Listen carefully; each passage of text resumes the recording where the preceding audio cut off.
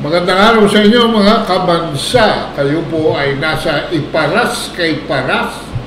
At ito ay inyong lingkod Ado Paglinawan na nagbubungad ng pagbati para sa ating sekretary. Magandang hapon po or magandang araw sa inyo lahat. Mga kababayan, balik po tayo dito sa ating programa Iparas kay Paras. Season 3. At ito po ay nakaabot na tayo.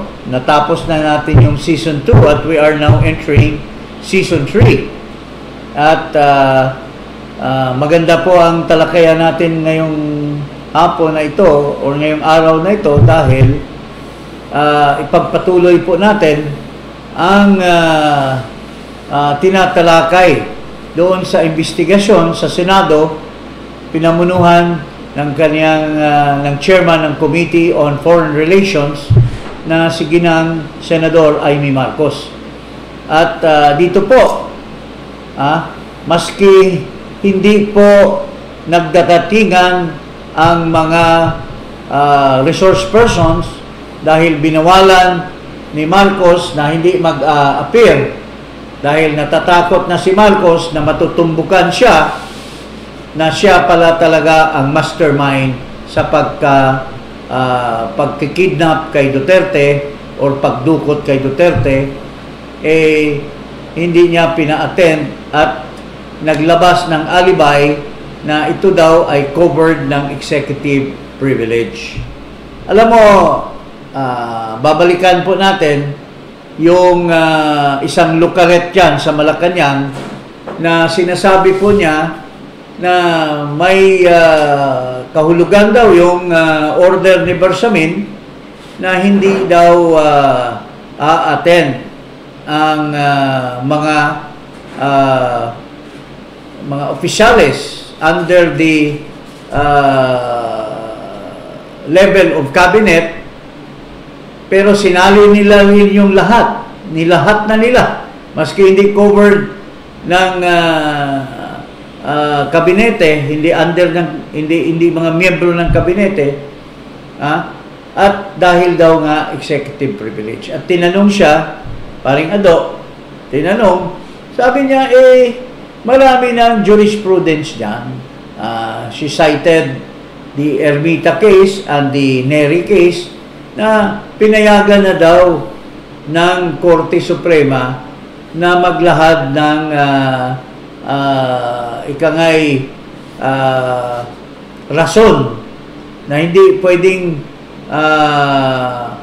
payagan na mag-attend ang mga kabinete or those directly under the office of the President dahil nga may executive privilege.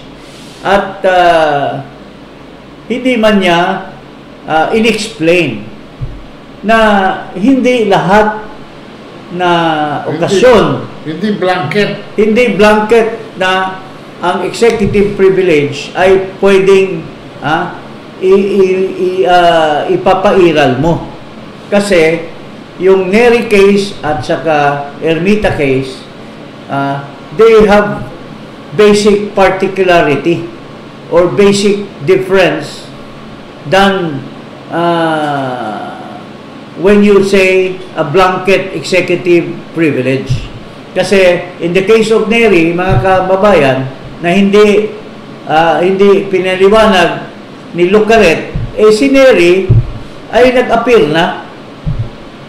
Pero noong may mga itatanong na sa kanya tungkol sa mga bagay-bagay na may nalalaman siya noong nag-iimbestiga doon sa CTE, no? Sa CTE yon, at nakausap niya si Presidente at nakausap din si Ben Abalos, hindi na niya sasagutin yung mga tanong tungkol doon. At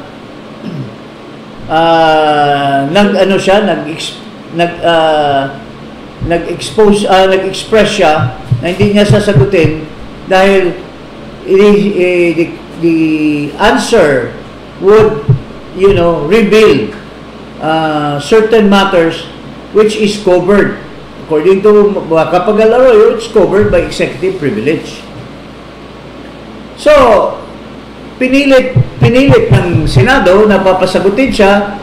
Sa susunod, hindi na siya umattend, dineclare siya in contempt, kaya pumunta siya sa Supreme Court. So, there must be certain specific incident bago ka maglahad ng executive privilege. Dito, wala silang sinasabi. Alam na ba kung ano itatanong? Hindi pa naman alam kung tinatanong.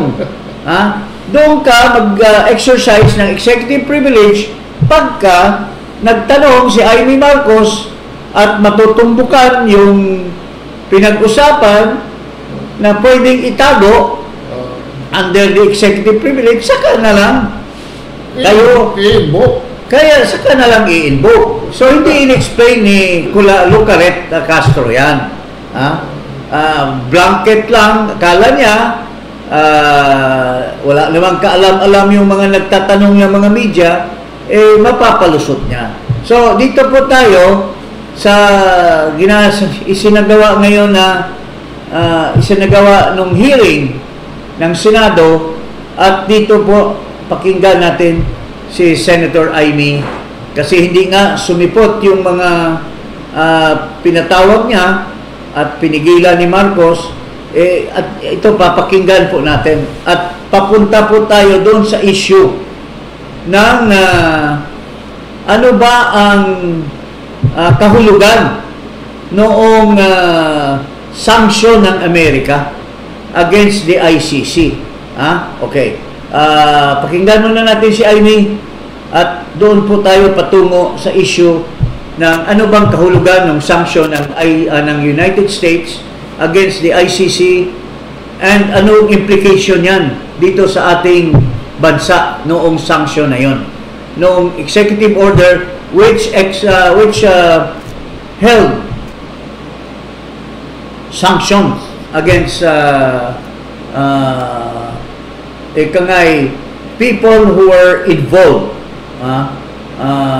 in accordance to the covered individuals under that executive order of President Donald Trump. Ito po, pakinggan natin si Ginang Amy.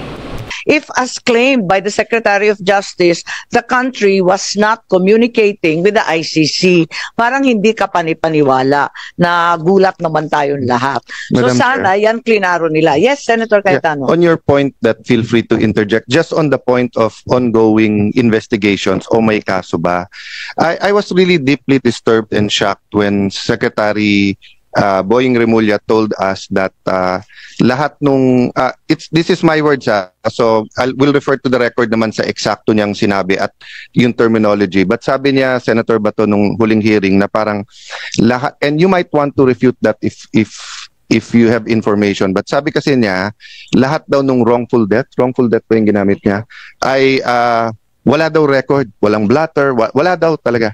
Tapos halimbawa may gunshot wound, tapos nakalagay cardiac arrest, di ba? I don't know if that is cardiac arrest because of I don't know, but ang point ko lang, na surprise at na-shock ako because when I was in the cabinet, before kami mag-explain abroad, hindi binubunot sa hangin yon.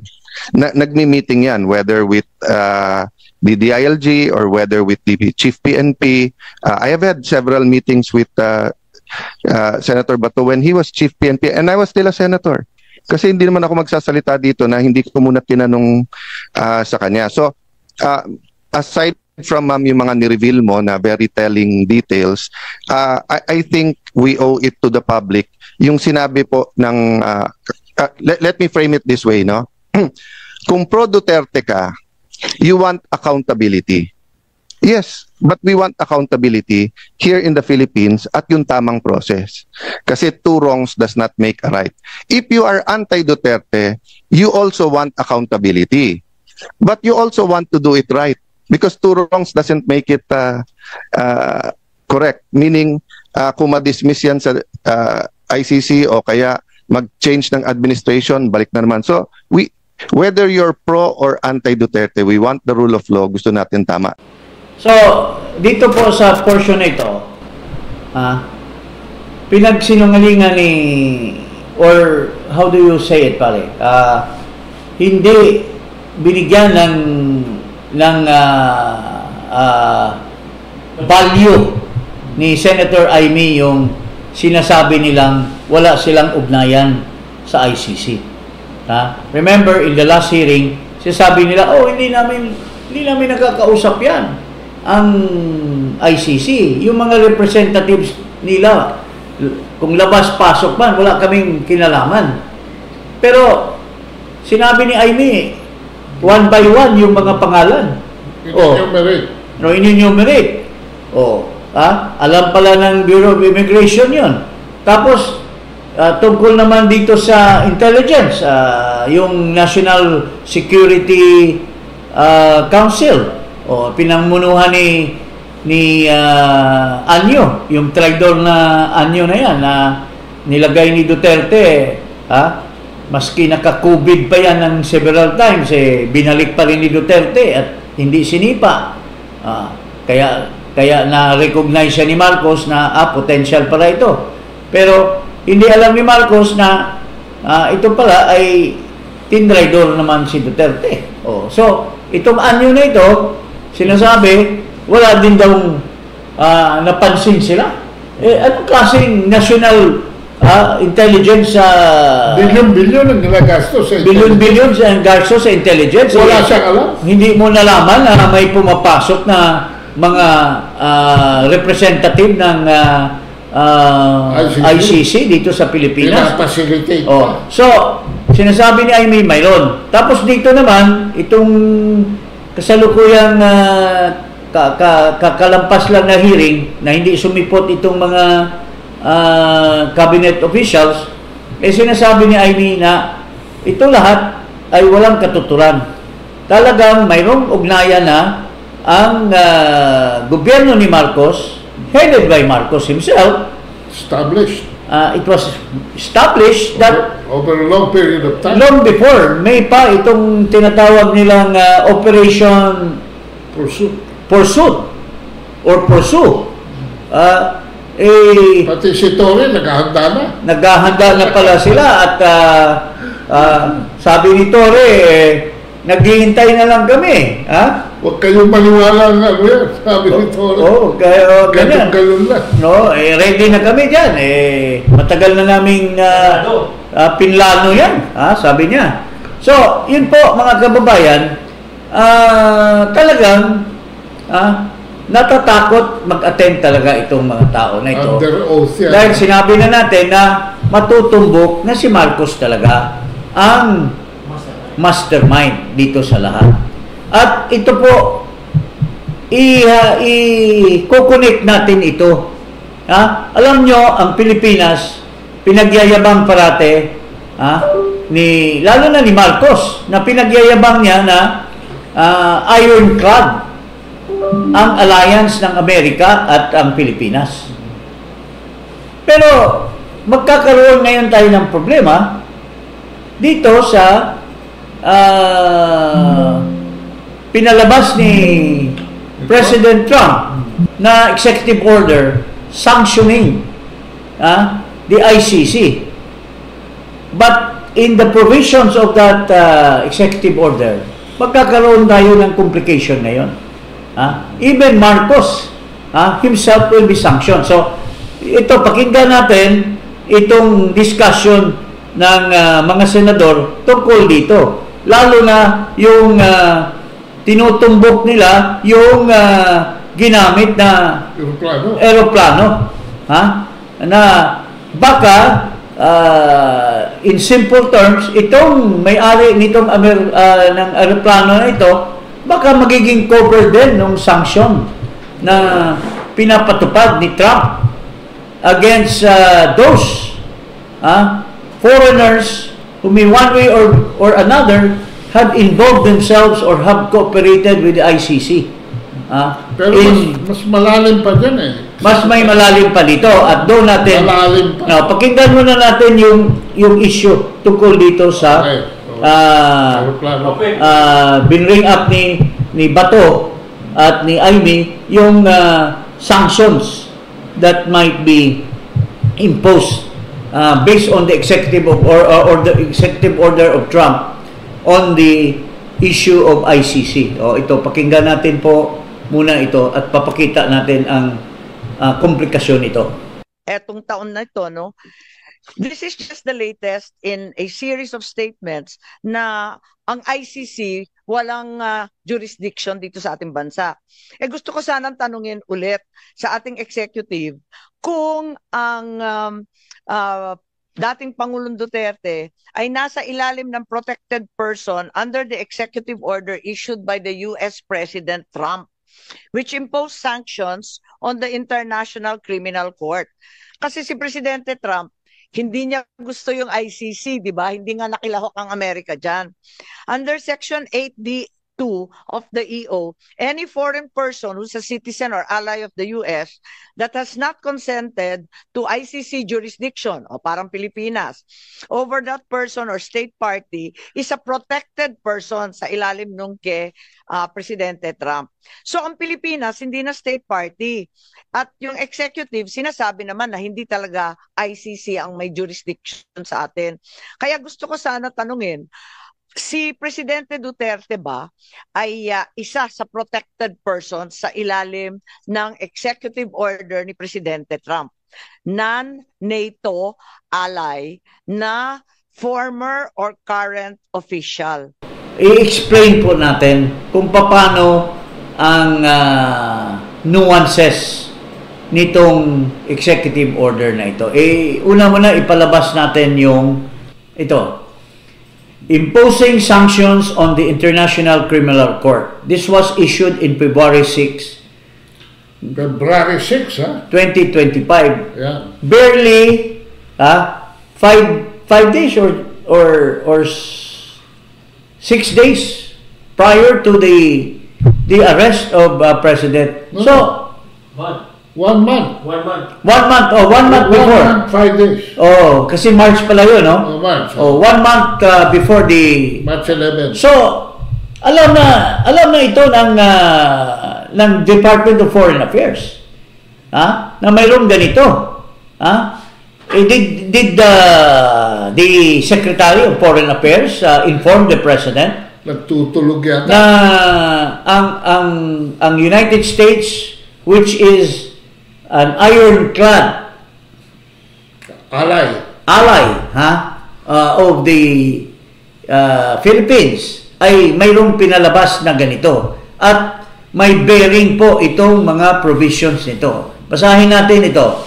By the authority vested in the President by the Constitution and the laws of the United States of America, including the International Emergency Economic Powers Act, the National Emergency Act, the Section 2012 of the Immigration and Nationality Act of 1952, and Section 30 of Title 3 United States Code. So dito sinasabi, the United States unequivocally opposes Walang exception. the United States unequivocally opposes and expects our allies, including the Philippines. Marcos, loko-loko ka, hindi mo binasa ito.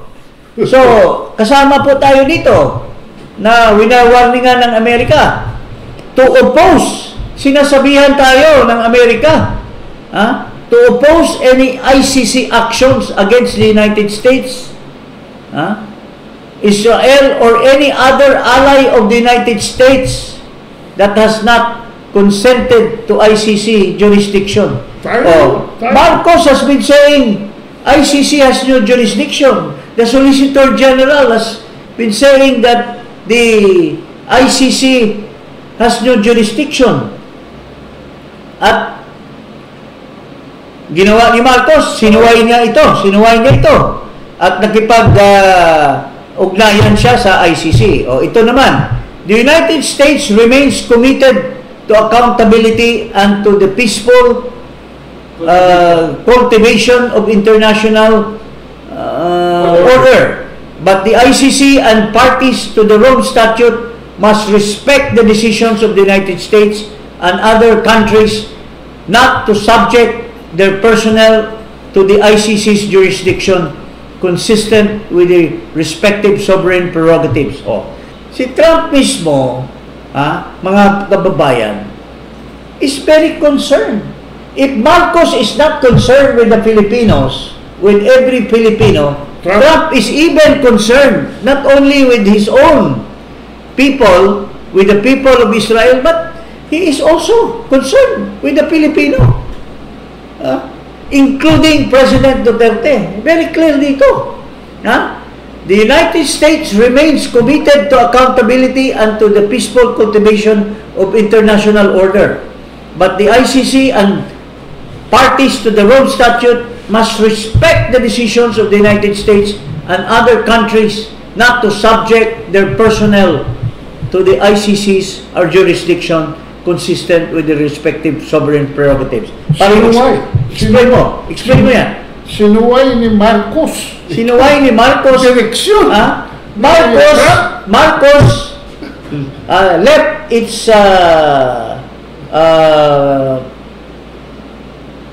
relationship with China. Ano bang relationship natin? Our diplomatic relation with China, he stuck with Biden and remained as very close to the United States. Pero dito, sinuway niya itong bagong executive order ni Trump. So, mga kababayan, ito po yung applicability ng executive order ni Trump, which affects the Philippines because Trump has made it possible that even its allies who are not members and who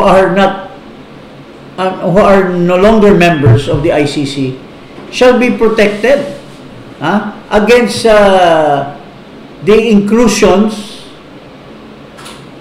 of ICC.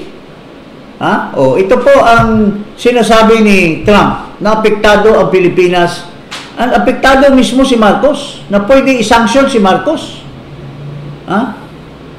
At isanction yung mga ibang tao na may kinalaman or tumulong sa pag-implement ng ICC ng kanyang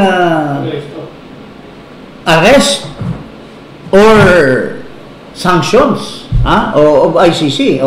So, sinasabi ni Trump, I therefore determine that any effort by the ICC to investigate, ito, inimbestiga tayo. To arrest, inarrest nila si President Duterte. To detain, dinitain nila si President Duterte sa ICC. Or prosecute, ipoprosecute nila si Duterte. Protected person. Protected person, that includes Duterte. Why? Because he is part of the alliance with the United States and Pilipinas. As defined in Section 8D of this order, constitutes an unusual and extraordinary threat to the national security and foreign policy of the United States, and I thereby declare a national emergency to address that threat. So, we can deduce that the arrest of Duterte is an emergency as far as the United States is concerned. And it is a threat to the United States itself. So, dahil sanction ito, wala naman itong gagawin ang Amerika except those that are within their jurisdiction. So, ibig sabihin, isa-sanction niya yung kung sino man. Ito, all property and interest in property that are in the United States that hereafter come within the United States or that are or hereafter come with the possession or control of any United States person of the following persons are blocked and may not be transferred, paid, exported, withdrawn, or otherwise dealt with. The person listed in the annex to this order, and ito, any foreign persons determined, any foreign person, kung wala tayo doon sa person listed, any foreign person. So, any foreign person, as far as the United States is concerned, We are foreigners. we are foreign. Any foreign person determined by the Secretary of State in consultation with that Secretary of the Treasury and the Attorney General. Ito dito tayo sa letter B. To have materially assisted, sponsored, or provided financial, material, or technological support for or goods or services to or in support of any activity in subsection A. Dito po tayo, paring Ado. To have materially assisted. Marcos has materially assisted, has sponsored, At the very least. or provided financial. He provided financial to the ICC by hiring an airplane. He provided financial, material, yun din, yung aeroplano. Or technological support for or goods or services. Goods or services. Yung kampo. Kampo. Pinagamit niya yung kampo sa pagdakip kay Presidente. So, ano pong sanctions nito? Lahat na property ni Marcos or mga kiniklaim ng pamilya ni Marcos pwedeng ibablock it will not be transferred, paid, exported, withdrawn, or otherwise dealt with. So, yan. Marcos, kung sino man dyan, dapat imbestigahan ng Senado. Imbestigahan po ng Senado, mga kababayan, kung sino doon sa tumulong kay Marcos, yung mga cabinet secretary na may mga bahay sa Amerika, may mga bahay, may mga property sa Amerika, kung sino man doon, yung si Gibo Chodoro, may mga bahay yan sa Amerika. May pera yan dyan. May pera yan dyan. So, lahat po na tumulong sa ICC, whether in terms of, ano yun pare? Goods or services. Goods or services, or has assisted the arrest, the prosecution, the detention of any Filipino.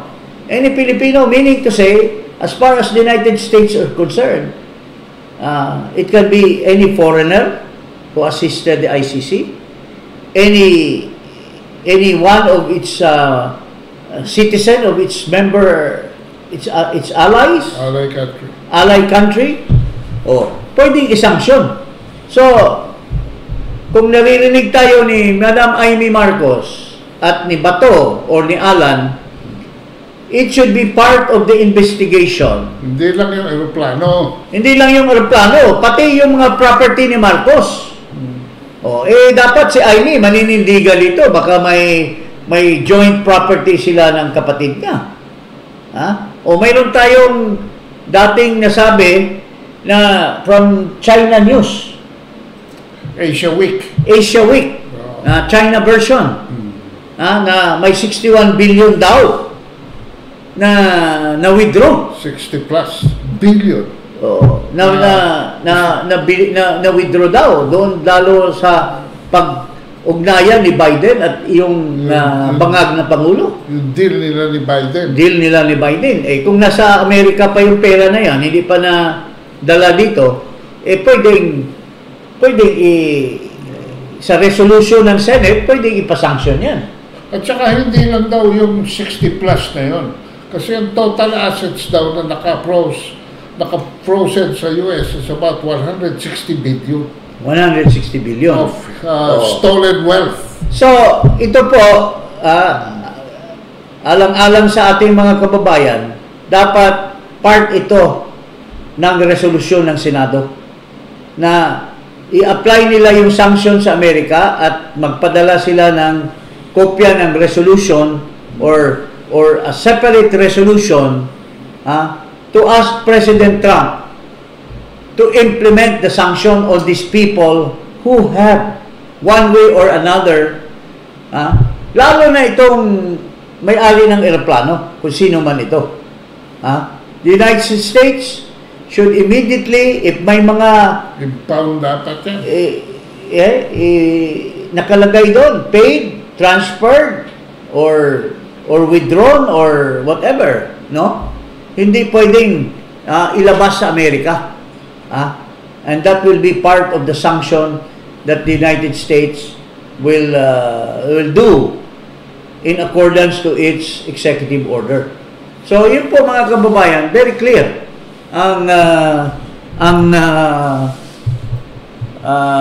Ano ba ito? Palugit? Ano ba ang tawag niyan? Yung ano ni Trump sa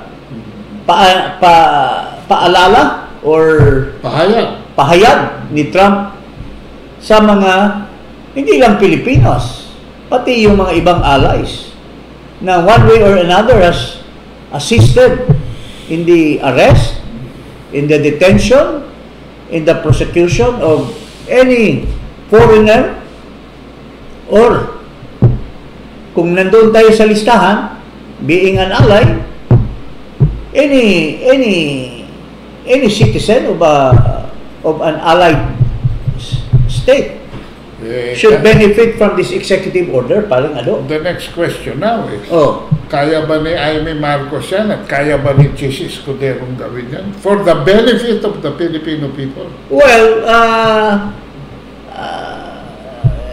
tingnan natin kung maninindigan ba ang ating ang ating chairman, ang ating chairman sa Committee on Foreign Relations. At saka yung Senate President. At saka Senate President. Yung Senate President, wala na siyang pakialam dyan dahil nagpakita na siya ng pagsipsip doon pa lang sa kanyang statement, klarong-klaro na ang sabi nga niya, ipapaaral pa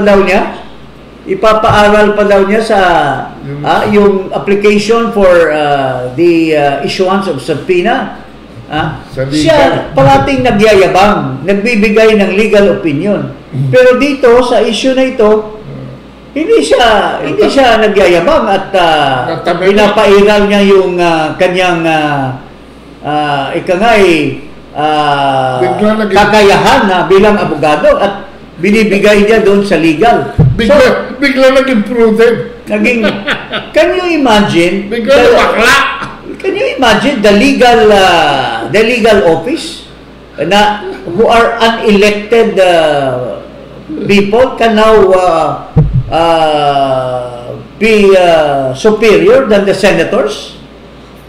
How could that be? The senators are the one deciding to issue a subpoena, tapos they will be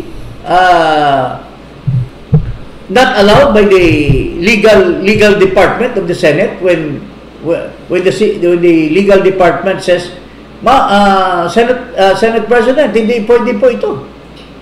Who are they to impose on the chairman and the members of the Senate? Talagang salungat itong utak nitong si Escudero wishy-washy. Kasi pinainom yata na binigyan yata ng potion nung babae na hindi pa nagpapakita sa sarili niya, pare, hanggang ngayon. Oo, kasi nakita-kita sila sa LA Kita-kita, oo. Kasama pa si Jinggoy Estrada. Kasama pa.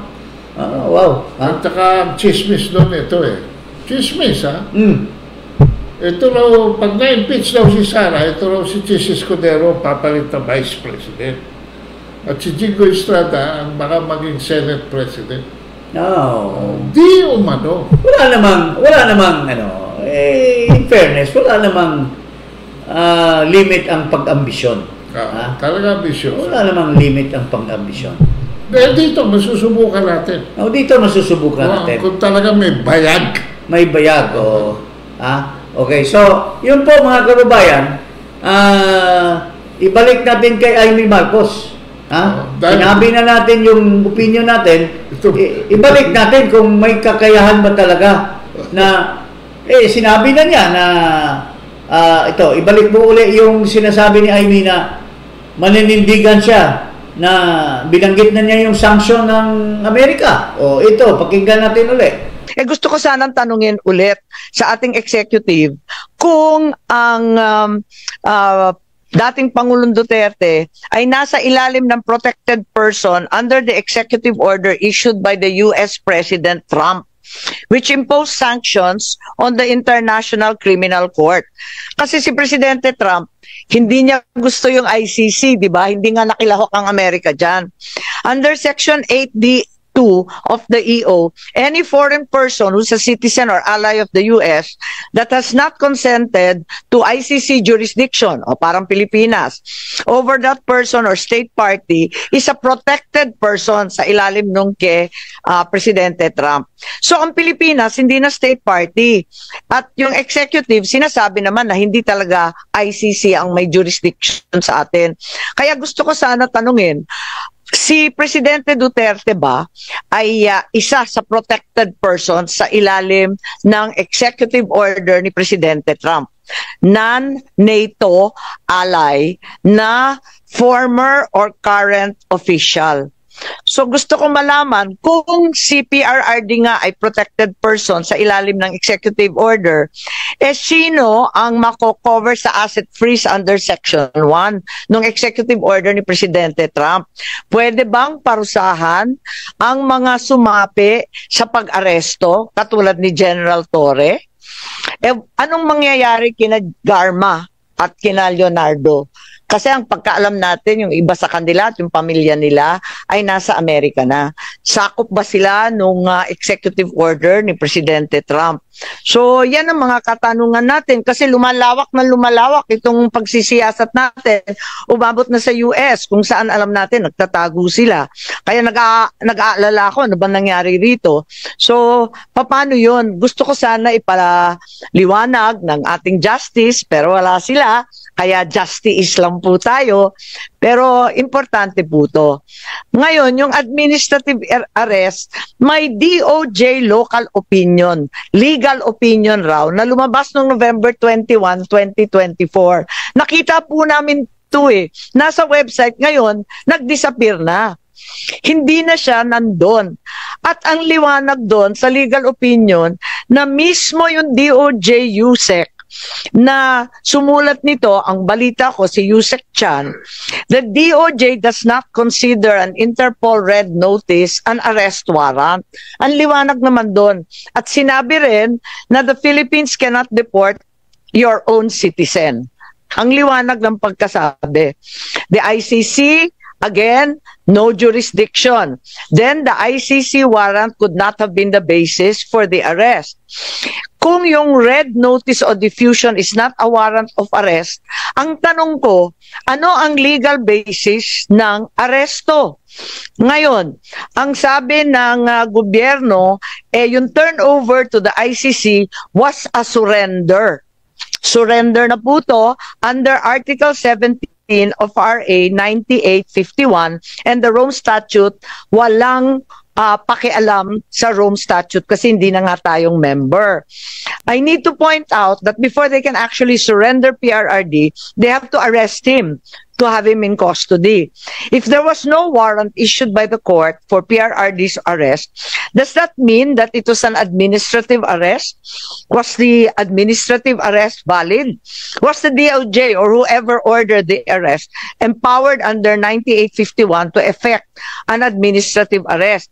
Nakakatuwa kasi kanina nabasa ko lang sa dyaryo, tamang-tama, na yung spokesman ng ICC, Dr. Fadi El Abdallah, sinabi that the surrender of former Philippine President Rodrigo Duterte of the ICC to the ICC was a decision entirely made by the Philippine government. And if there is any question about whether it was lawful or not, it will have to be submitted to the judges. So, mismo yung ICC, sinabi na ang Pilipinas ang nag-surrender sa dating Pangulo. Siguro, si Attorney Medina na naman, magpapasaklolo tayo. Ano ba ibig sabihin nag-administrative arrest? At tama ba na sinuko ng Pilipinas si PRRD sa ICC? Magandang umaga po, Madam Chair. Thank you for the invitation. Good morning po, Senator Bato de la Rosa. Good morning po, Senator Bongo. Going back to the question, administrative arrests. Actually, the Supreme Court has recently clarified that administrative warrants for the arrest of non-Filipinos are actually valid. But these administrative arrests apply only to non-Filipinos in deportation proceedings, at least from the case decided by the Supreme Court. It involved a foreigner. Now, we must also take note that in that recent case, that's a landmark case, because in this decision, the Supreme Court introduced an innovation. Historically, administrative arrests and deportation process are purely administrative, no court intervention. But this time, the Chief Justice, who wrote the decision, and upon the suggestion of Supreme Court Justice Marvick Leonen, they introduced a new rule. Under this new rule, even if a person, a non-foreigner, is arrested on the basis of an administrative warrant, they must still inform the regional trial court and wait for the regional trial court to issue a judicial commitment order. Therefore, there is now a duty on the part of police officers or immigration officers, even when arresting a foreigner, to bring this person to the jurisdiction of the courts. So this represents a new trend. If a foreigner should be brought to a Philippine court before he is removed from the country, with more reason that a Filipino citizen should be subjected to some judicial proceedings before surrendered to a foreign government. And as I have explained earlier, from the constitutional level, from the statutory framework, even under international law, surrender of a Filipino citizen without court proceedings may be illegal. That's not just constitutional, that's also statutory, even under international law. In fact, the Interpol Constitution itself requires some due process, the application of Philippine laws, and number two, the application of the rights guaranteed by the Universal Declaration of Human Rights, which includes due process. But thank you po. Attorney Medina, so ano ang nakikita ninyo kung inaamin ng ICC na ang surrender ni dating Presidente Duterte ay isang desisyon na ginawa ng Pilipino na pamahalaan? Anong epekto nun? Ang ibig ba sabihin ay linabag yung kanyang karapatan? Kasi tulad nga ng sinabi nyo doon sa kaso ni Yuenle noong 2023, bagong-bago pa lamang, talagang kinakailangan dalhin pa sa RTC yan, meron pang proseso. 7 yata yung requirement. Kung naalala ko, ang dami-daming sinasabi doon na talagang pinagtatanggol ang karapatan mismo ng dayuhan. Opo. Eto, Pilipino pa. Opo. Ngayon, mismo yung spokesman ng ICC sabi, desisyon niya ng pamahalaang Pilipino. Hindi kami yan. Opo. It's getting to be very interesting, mga kababayan. Dahil talagang sinasabi ni Amy na desisyon ito ng pamahalaan. Government. Sino ba ang gobyerno? Marcos. So, bakit ayaw mo na lang sabihin, Madam Amy? Alam naman natin na ang pamahalaan ay hindi gagalaw kung wala yung kapatid mo na nag-utos. So, ibig sabihin, desisyon to ni Marcos Jr., kasabwat niya yung mga alipores niya, at sinurrender si President Duterte, and base doon sa renowned lawyer na si Dean Medina, or Attorney Medina for that matter, hindi pwede ang surrender. Because kung walang warrant of arrest, isusurrender mo. Kasi walang warrant of arrest. Kung isusurrender mo, even much more now with the current decision of the Supreme Court, in every way, talagang idadaan mo pa rin sa judiciary, the competent judiciary authority, which is the court. So, the fact na hindi nila pinayagan at didiretso doon sa mga kababayan, diniretso doon sa loob ng eroplano, ay talagang this is the height of talagang stupidity or craziness on the part of this bangag president, na hindi na. Well, it makes me wonder why he did it. Well, first, I can say na this is vengeance. Secondly, even if there was vengeance, there was hatred, pero niloko pa rin siya, partner.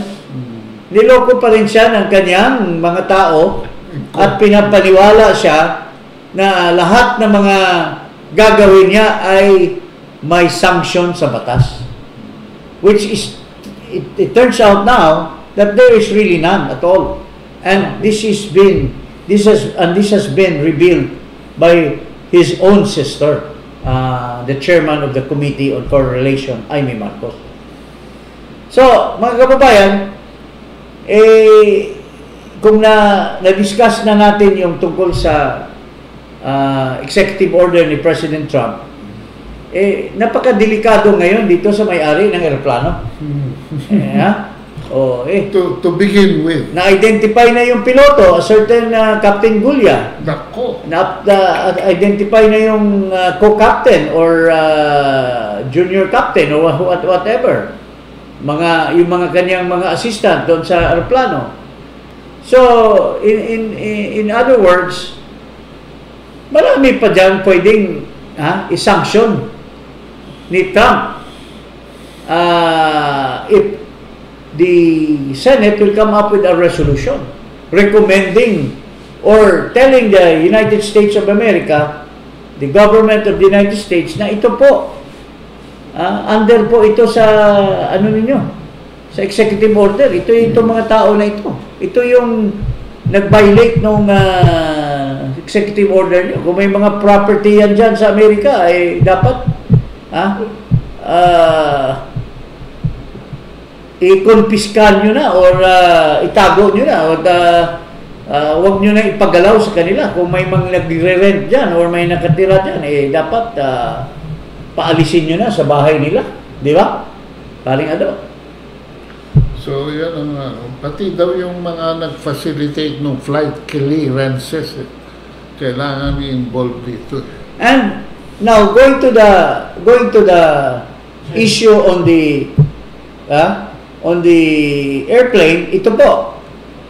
Nabanggit ni Senator Bato yung Gulf Stream at narito yung SEC para ipaliwanag at maraming nagtatanong dun sa private jet with the tail code RPC 5219 used to transport the former president to The Hague. Ayan. So maliwanag po yan. Sinong magsasagot niyan, Madam Chair? Yun na nga, kasi wala ngang sasagot. Andito yung detalye natin na meron tayo. If President Duterte is a protected person under the American executive order of President Trump, does that mean the person will have all his or her assets in the US frozen? Nalilito kami kasi in providing the means of transport so that the former president iti-turn over sa ICC, binigyan ng transportasyon, material support or provision of services ang tulong niya. Di ba po? Talagang hindi naman mangyayari yun kung wala yung eroplano. Iyon, paring as we have discussed, sinasabi ni Ivy din yung tungkol dyan sa eroplano.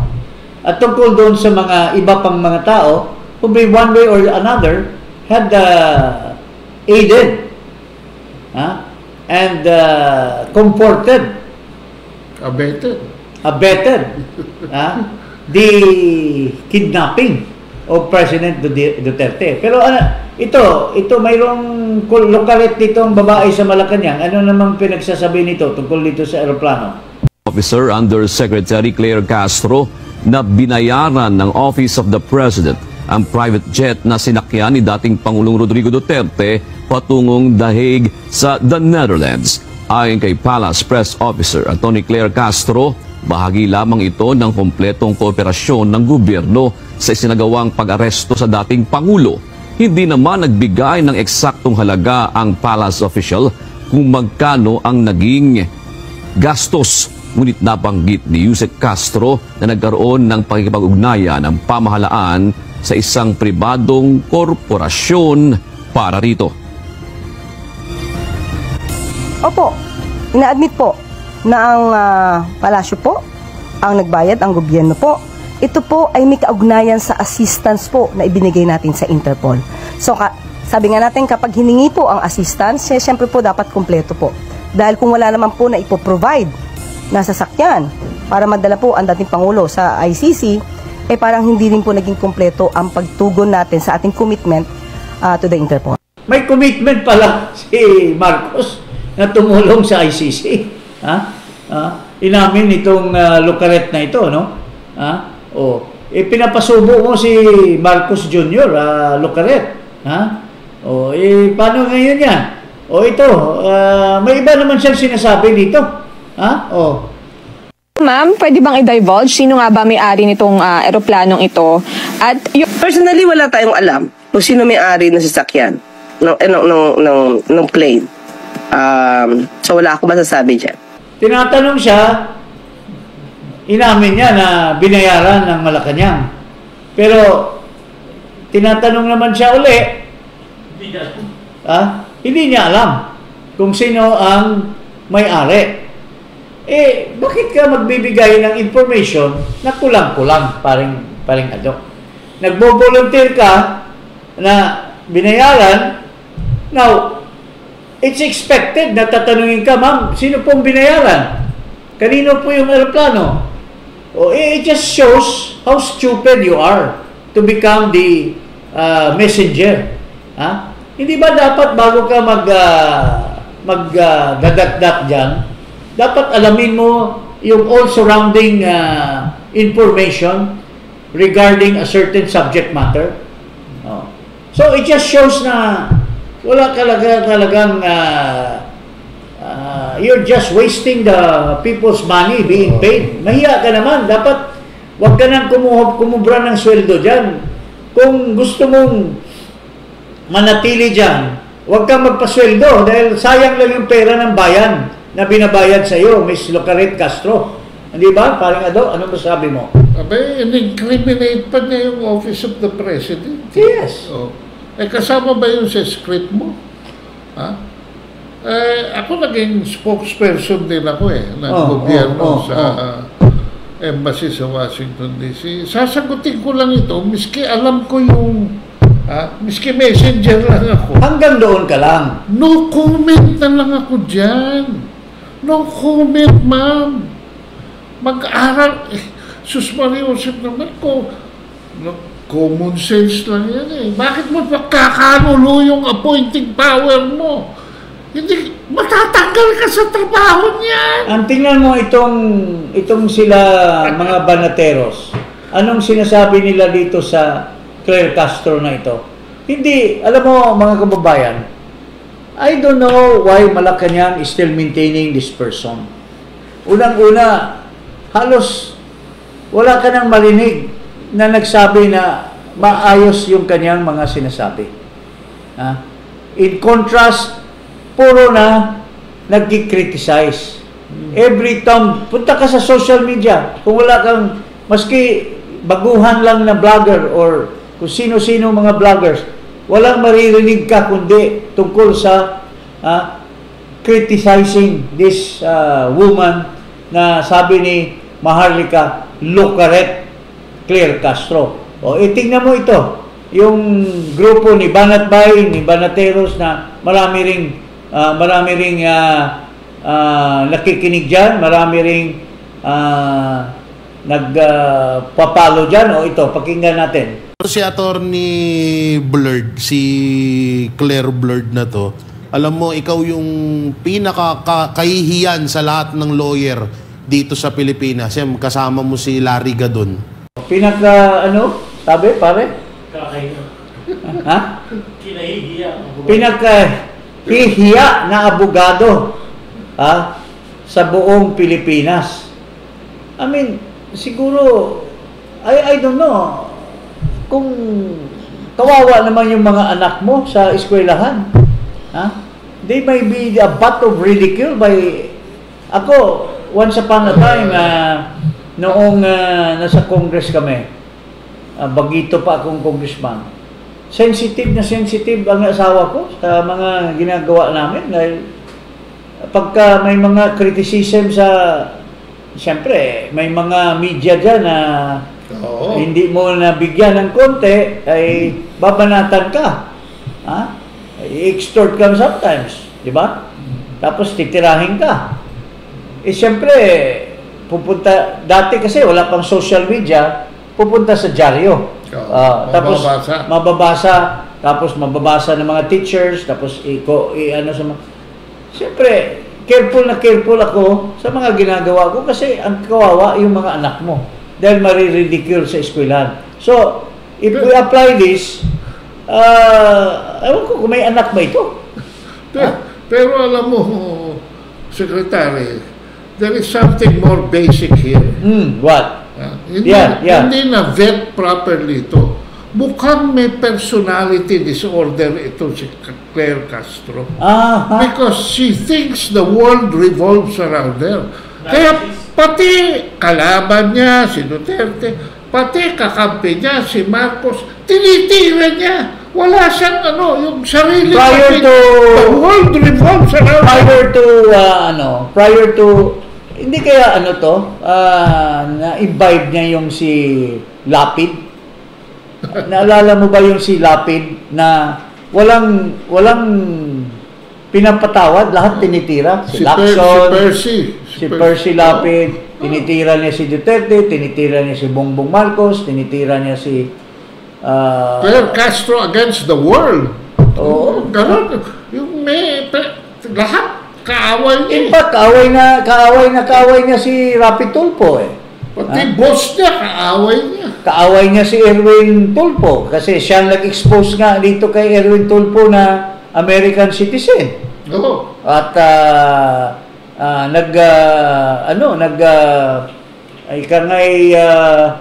nagpalsify ng dokumento. Siya rin. So, ano ngayon ang magiging role niya? Kung si Marcos ay tinataas ang kamay ni Erwin Tulfo doon sa kampanya. Tinitira niya yan. Maririnig kaya natin ito si Claire Castro ngayon? Na, yan yung Erwin Tulfo, nagpalsify ng kanyang dokumento. As testified to by the American Embassy. Masasabi pa ba kaya niya yan? Tapos yung Rapi Tulfo, binabanatan niya, conflict of interest daw. Ang dami niyang mga binabanatan. Tapos ngayon, basta siya lang ang tama. Bahala na kayo. Bato-bato sa langit. Tama ang mga galit. Miski na si Marcos. At hindi natin malaman kung itong Marcos, talaga bang presidente ba talaga natin ito? Wala na. Matino ba na presidente ito? Tingnan mo, ito si Amy Marcos. May sinasabi tungkol sa kanya, kawatan daw. Ito, pakinggan natin si Amy Marcos. Sabi, kawatan. Kawatan ka daw, Marcos ito, pakinggan mo yung kapatid mo. Correct. Kaya ayoko na matotrouble siya. Tapos yung impeachment ni Inday Sara, medyo nagpaabot ako na hindi ito nakakatuwa. Talagang magkakaroon ng malalim at malawak na hidwaan ng ating bansa. Ang problema, hindi nga masyadong nakikinig. At pati na rin dun sa GAA budget ng 2025, na sa palagay ko, naku talaga naman, ang laking kawatan. Ano ba naman yan? Sayang lang ang hinihingi natin sa flood control, sa ating sundalo. At tumayo ako ng privilege speech. Nagagalit yata siya dahil nga hindi ako sumasang-ayon lagi. Kaso, ayoko naman siya mapahamak ng todo-todo. Ito nga, ang nangyari, ang balita ko, nagagalit siya doon sa investigasyon, pero hindi ko maintindihan kasi akala ko makakatulong ako, honestly, to tell you the truth, Ali. Ay hindi mahilig sa investigasyon, napilitan ako mag-imbestiga tungkol sa PI, yung pagpapalit ng Constitution. Napilitan rin ako mag-imbestiga tungkol sa mga ayuda, yung bilyon-bilyon na linulustay sa pampolitika. Yung akap. Abay, dyan sa budget na yan. Kawatan daw. Malaking kawatan. O sino ba ang pinapakinggan dyan? Sino ba ang pumipirma ng General Appropriations Act? Ha? Alam mo, even your own sister is telling you what you are, Mr. Marcos. Ha? So, even si Isko Moreno, ha? Anong sinasabi ni Isko Moreno tungkol kay Marcos, mga kababayan? Iniisip ng tao ngayon, trabaho. Ngayon, kung masisingil natin sa kanya, yung 203 billion yung mabibigay na trabaho. Tama siya doon. At dapat siya na magsimula. Kung yung talagang iniisip niya ay malasakit sa kapwa, malasakit sa Pilipino. Kung ibibigay niya yung 203 billion nang bukal sa kanyang kalooban na wala na silang ginagamit ng magagaling na abogado o para palusutan ng batas, para linlangin ang tao. Kung ako po sa kanya, gusto niya magbigay ng trabaho, wala po siyang gagawin na mahirap. Bayaran lang po yung 203 billion. Hanggang ngayon, may naniningil pa sa'yo. Tingnan mo ba yung... ito yung estate. 203 billion hanggang ngayon, wala pa tayong naririnig kung nabayaran na ba hindi na dapat kunin yung pera ng PhilHealth, hindi na dapat kunin yung mga pera ng mga GOCC kung nagbigay lang ito ng 203 billion na utang ng kanyang pamilya, utang ng kanyang estate. Hanggang ngayon hindi pa daw binabayaran, sabi ni Isko Moreno. At tingnan mo dito sa sinasabi ni Alan Cayetano bago naging presidente ito si Marcos. Ito, pakinggan natin. Napaka corrupt daw, sabi ni Cayetano. Mayroong mga Maya Santos, mayroong mga Ducot, mayroong mga Napoles, mga kadil daw ni Marcos lahat ito. Pakinggan natin si Cayetano. Mga kababayan, alam kong sa Europe nag-aral si Senator Bongbong kahit peke yung diploma. Pero ibang issue na yan, ang sinabi ko po na magiging congressman ka, that's sarcasm. Because it applies to many, not to all.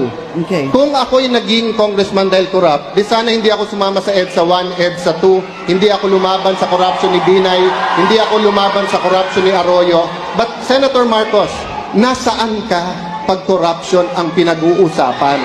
Diba? Wala ka sa hearing. Sabi mo kanina, Senator Marcos, matagal tayong magkapartido, bakit ngayon lang bringing up? Naalala ko tuloy, nung hearing na Napoles, galit siya sa akin lumapit kasi pinapatawag ko yung isang Maya Santos. Ngayon ko lang nalaman bakit, kasi lumalabas doon sa final ngayon sa Ombudsman, yun pala ang in-between ni Senator Bongbong at ni Napoles. Noong pa pala. Noong pa pala ito. Mayaman na mayaman naman. Marami namang nalustay na pera marami namang nadukot na pera yung tatay niya. Bakit ultimong pork barrel nakikisosyo pa?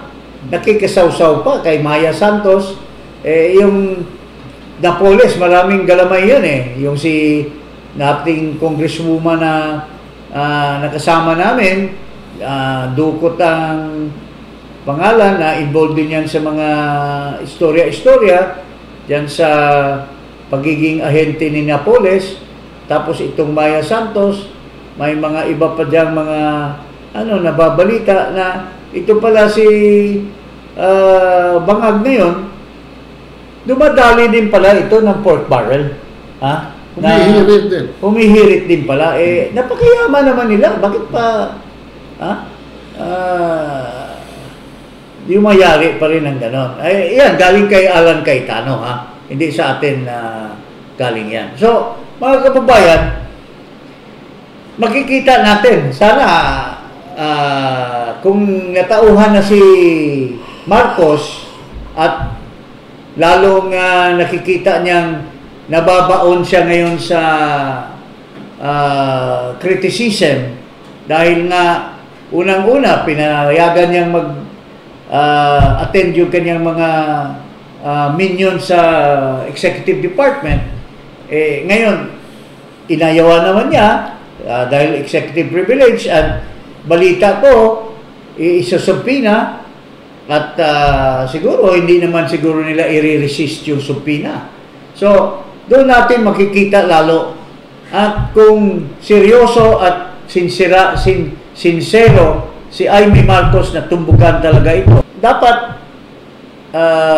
talagang i-identify niya kung sino talaga ang mastermind dyan sa pagdukot kay President Duterte.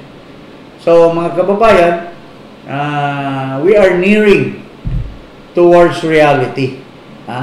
Hindi siguro mananawagan po tayo muli sa ating mga sundalo at saka sa ating mga kapulisan na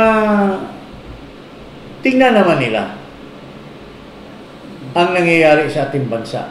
Maski ang Amerika nakikialam sa nangyayari sa mundo, nangyayari sa Pilipinas, doon sa executive order, nakasali pa tayo na bibigyan ng sanction yung mga tumutulong.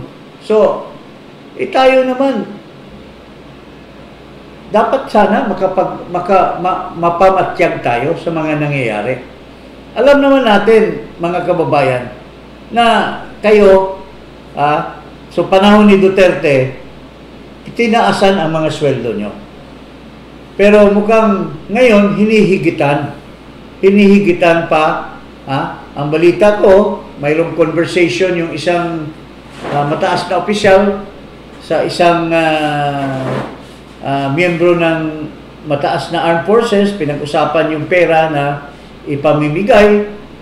Mayroon ding isang assistant na kausap din naman niya yung field officer sa Solcom at may picture taking pa sila at sinasabi na talagang ibibigay yung pera at ang balita ko 350 pesos per day. So, halatang halata naman na sinusuhulan ang armed forces. Doon sa kay President Duterte, hindi naman natin masabing suhol yun kasi matagal nang hindi nataasan ang mga salary. Pero ngayon, obvious na talagang sinusuhulan. Pero maski na i-consider nyo na suhol yan, na talagang binabayaran kayo ngayon. Pero alam mo, pera ninyo yan paring Ado. Pera ng sambayanan yan. At wag kayong matakot, wag kayong mahiya, o wag kayong mag-isip na may utang na loob kayo. Kung anong nararamdaman nyo sa loob nyo at ano ang nangyayari ngayon. Papunta tayo sa Lako, sa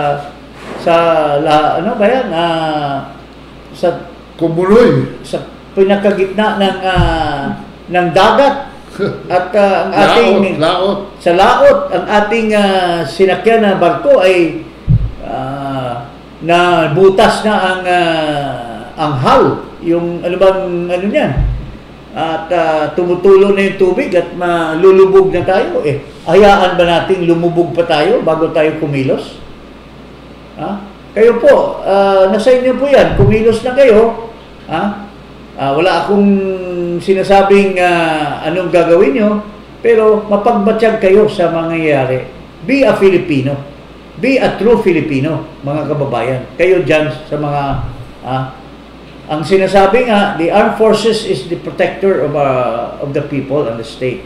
So be one of those na magiging protector kayo ng ating bansa na palubog na. So yun lang po ang masasabi natin, mga kababayan. Huwag kalimutan, mag-subscribe dito sa Iparas kay Paras at i-click ang notification bell. Magandang araw po muli at Iparas kay Paras. Don't forget to subscribe and always watch our discussion of the hottest issue of the day. Maraming pong salamat. Magandang hapon.